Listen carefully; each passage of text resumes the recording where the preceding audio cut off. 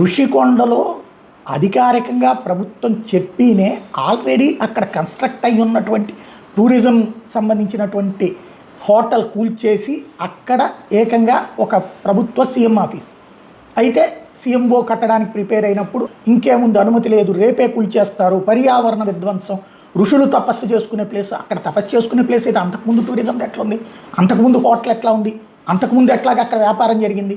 అయినా సరే ఒక అబద్ధాన్ని పదే పదే చెప్పి అది తెలియని వాళ్ళకి అదే నిజమని నమ్మించి చేసుకొచ్చారు, అయిపోయింది. చంద్రబాబు, పవన్ కళ్యాణ్, లోకేష్ అదుగదుగదుగో కొండని గుండు చేశారు, తవ్వేశారు.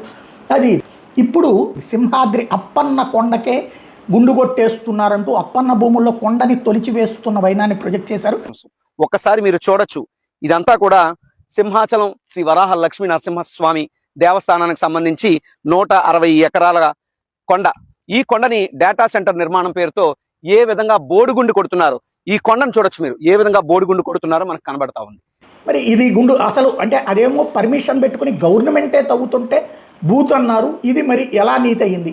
అక్కడ పర్యావరణ శాఖ అన్నారు, అటవీ శాఖ అన్నారు, టూరిజం శాఖ అన్నారు, ఇవన్నీ. ఇప్పుడు పర్యాటక శాఖ మంత్రి, పర్యావరణ శాఖ మంత్రి, పర్యాటక శాఖ మంత్రి, అటవీ శాఖ మంత్రి అన్నీ కూడా జనసేనలోనే ఉంది. ఇప్పుడు ఇది ఒక పెద్ద ప్రశ్న. నేను చెప్పాను రేపు కొండలు మింగేస్తారా వీళ్ళు ఎన్నుకోకడని చెప్పి నా మాట ఎవరు విన్నారా? అప్పుడే నేను నిన్ను కట్ చేయాల్సింది. I did a mistake.